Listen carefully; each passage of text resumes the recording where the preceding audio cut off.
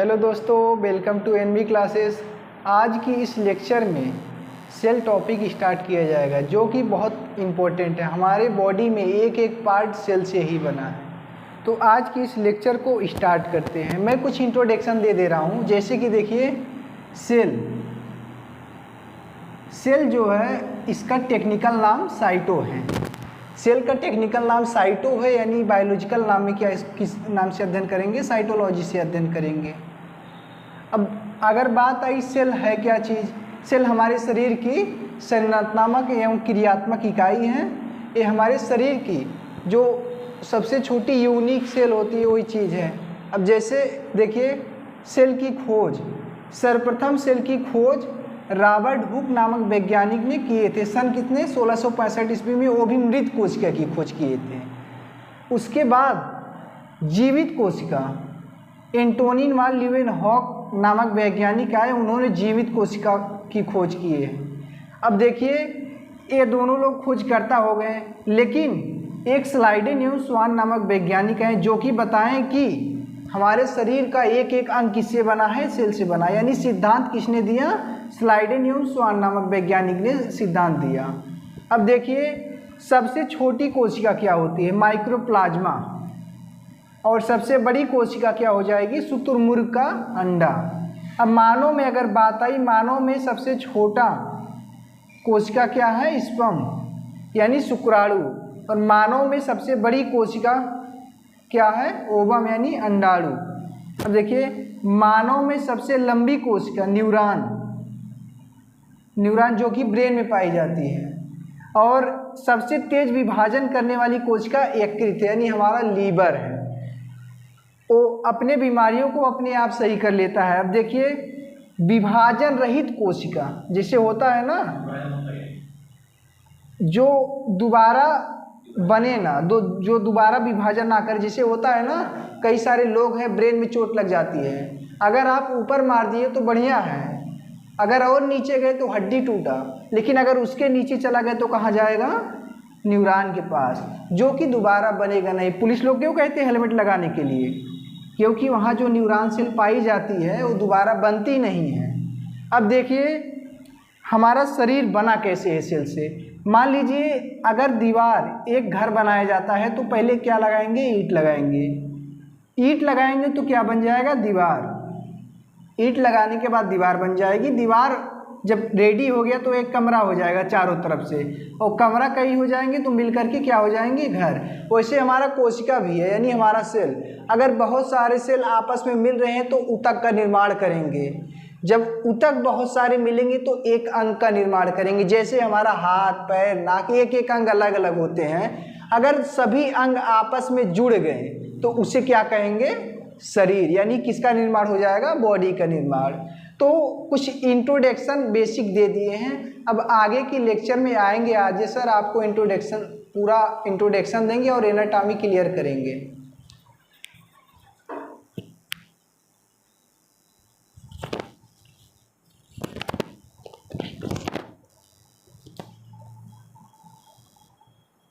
Hello दोस्तों, welcome to NB institute and research centre. अभी आपको स्टार्टिंग लेक्चर जो है एसपी वैद के द्वारा दिया गया है, जो स्टार्टिंग में काफ़ी समझाने की कोशिश किए हैं, सरलतम से सरलतम आपको समझाया जा सके।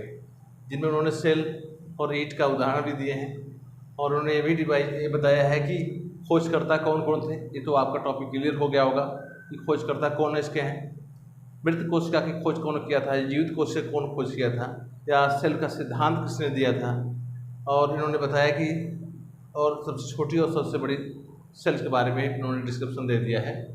मैं आप लोगों को सेल के बारे में और भी बताता हूँ, जो मेरी लेक्चर इंग्लिश और हिंदी दोनों मिला के होगी।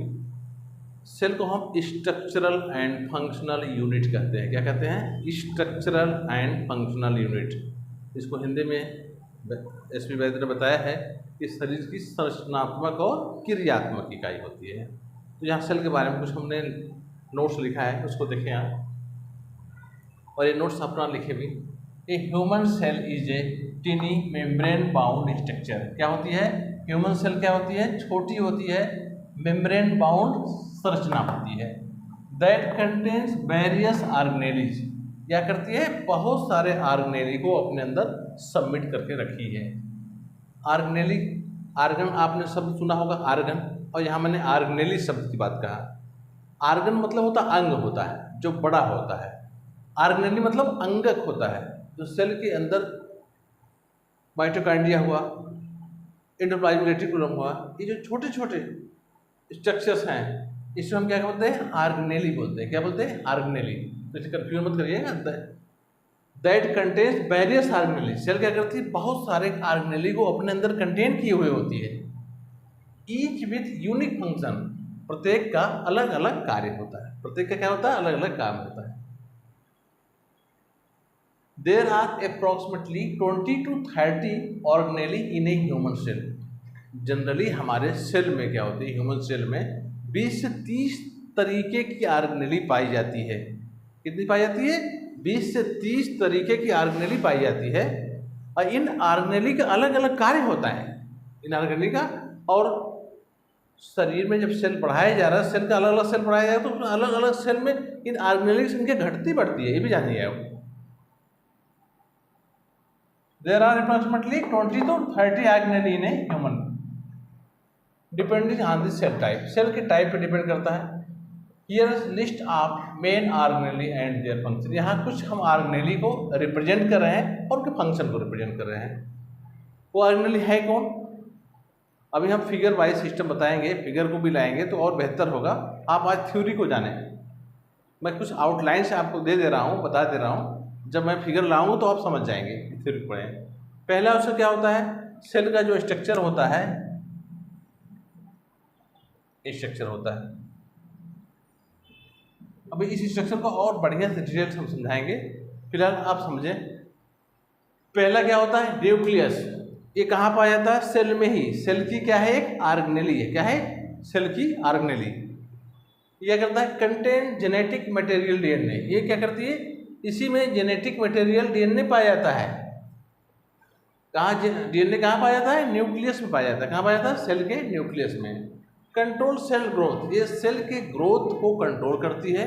And regulate gene expression, gene expression को भी रेगुलेट करती है। कौन रेगुलेट करता है, न्यूक्लियस। ये आपका रहा न्यूक्लियस।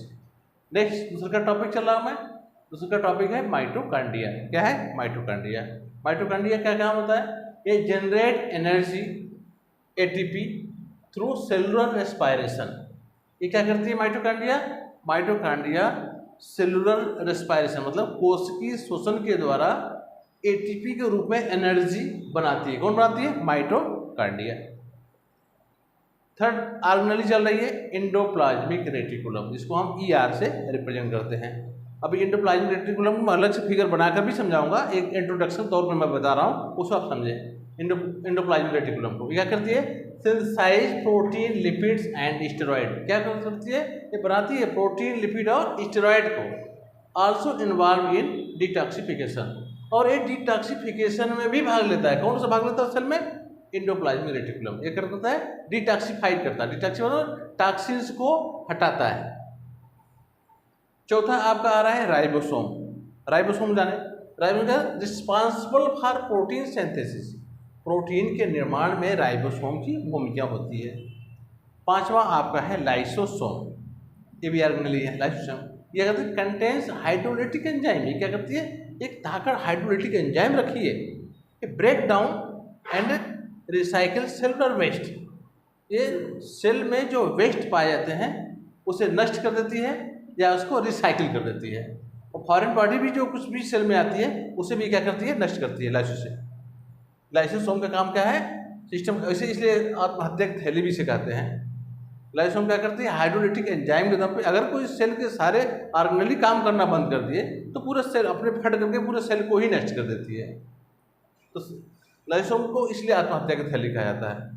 सेल के अंदर कोई भी ऑर्गेनेली का फंक्शन सही नहीं है उसे नष्ट कर देती है, उसके अंदर कोई भी वेस्ट खराब है उसे नष्ट कर देती है। ये इसका मुख्य काम है लाइसोसोम का।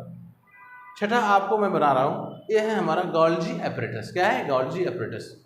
ये क्या करता है, modify sorts and packages protein and lipid for transport. ये क्या करती है, पैकेज बनाती है किसका, प्रोटीन और लिपिड को छोटा छोटा ये पैकेज बनाती है और इसे क्या करती है, ट्रांसपोर्ट करती है एक से दूसरे।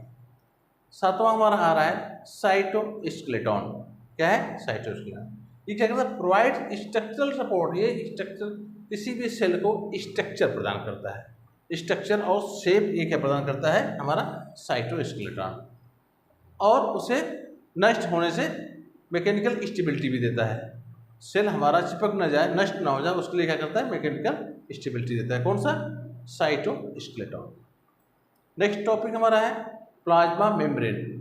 जो पहली झिल्ली होती है उसकी बात कर रहा है प्लाज्मा मेम्ब्रेन। ये क्या करती है? Regulate substances. जो सब्सटेंस सेल के अंदर जाते हैं उसे रेगुलेट करती है, ट्रांसपोर्ट करती है, मेंटेन करती है सेल के एनवायरनमेंट को, and communicates with other cell के साथ इसको कम्युनिकेट करती है। ये हमारा प्लाज्मा मेम्ब्रेन। नवा हमारा है पेरोक्सीसोम। ये क्या है? पेरोक्सीसोम। ये भी सेल ऑर्गेनेली है। पेरोक्सीसोम क्या करती है? Break down fatty acid and amino acid. ये क्या करती है? फैटी एसिड और अमीनो एसिड को तोड़ने का कौन काम करता है? पेरोक्सीसोम। 10वां है सेंट्रियोल्स। क्या है? सेंट्रियोल्स। ये क्या करती है? Involve in cell division. ये सेल डिवीजन में भाग लेती है। क्या करती है? सेल डिवीजन भाग लेती है। और जो यूनिसेलुलर जीव होते हैं उसमें सिलिया और फ्लैजेला का भी निर्माण करती है। कौन करता है? सेंट्रियोल। इस प्रकार से मैं 10 सेल ऑर्गेनेली को यहाँ रिप्रेजेंट किया हूँ। नेक्स्ट और भी जो ऑर्गेनेली हैं उसको नेक्स्ट चैप्टर में मैं पढ़ाऊँगा। इंट्रोडक्शन तौर पर होगा, बाकी एक एक ऑर्गेनेली का अलग अलग डिस्क्रिप्शन अगले अध्याय में बनाया जाएगा। Thank you.